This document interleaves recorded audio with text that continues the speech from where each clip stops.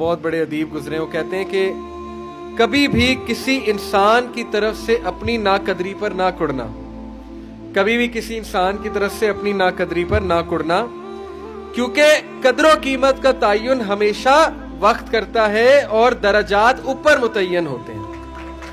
یہ بات یاد رکھیں، درجات اوپر متعین ہوتے ہیں۔ اگر انسانی رویوں میں الجھو گے تو زندگی بھر الجھ کر رہ جاؤ گے۔ بس عیب اور غیب کے جاننے والے کے ساتھ اپنے معاملات سلجھائے رکھو، ساری الجھنے اور مسائل دور ہو جائیں گے۔ کیا بات ہے! لوگوں کے رویوں میں مت الجھیں، اللہ پہ توکل رکھیں، اس کے ساتھ معاملات سلجھائیں، یقین کریں اس کے ساتھ معاملات سلجھائیں۔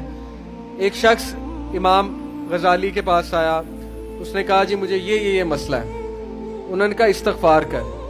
بڑا حیران ہوا، کہتا ہے میں آپ کو مسئلہ بتا رہا ہوں، آپ کہہ رہے استغفار، کہتے استغفار کر۔ ایک اور مسئلہ لے کر آیا، کہتے استغفار کر۔ ایک اور شخص نے کوئی مسئلہ پریزنٹ کیا محفل میں، کہتے استغفار کر۔ تو بعد میں ایک ان کے دوست سے پوچھا کہ ہر بندے کو استغفار، اس کا مسئلہ اور ہے، اس کا مسئلہ اور ہے، اس کا مسئلہ اور ہے۔ تو کہتے تم نے سورہ نوح نہیں پڑھی؟ حضرت نوح کیا کہتے ہیں اپنی قوم کو کہ استغفار کرو، اللہ اولاد دے گا، اللہ جو ہے وہ مال دے گا، اللہ تعالیٰ رزق دے گا، اللہ تعالیٰ کھیت دے گا، باغات دے گا، بارش برسائے گا، ہر مسئلے کا حل تو استغفار ہے۔ تو میں نے سب کو استغفار کہا، تو اس لیے استغفار، اللہ کے ساتھ معاملہ۔ لوگ دکھ دیں گے آپ کو، ہمارے نبی سے زیادہ دکھ کس کو دیا ہے لوگوں نے؟ جب نبی کو لوگ دکھ دے سکتے ہیں تو ہم کون ہیں؟ جب بہترین انسان کو، سچے ترین انسان کو دکھ دیا جا سکتا ہے تو ہماری کیا اوقات ہے؟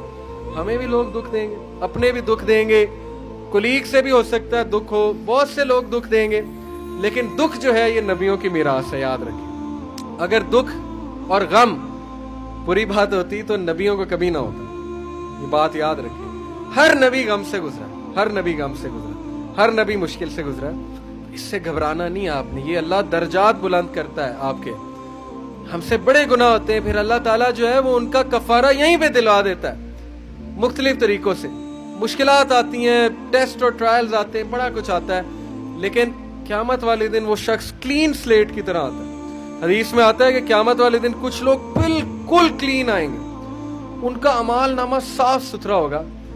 تو کہا جائے گا یہ وہ لوگ ہیں جن کو دنیا میں بڑی مشکلات فیس کرنا پڑی، لیکن صبر کیا انہوں نے اللہ کے فضل سے، اور آج اس نتیجے میں قیامت والے دن کچھ نہیں ہے ان کے اعمال میں، یعنی برائی کچھ نہیں ہے، صرف ان کے اعمال میں اچھائی ہے۔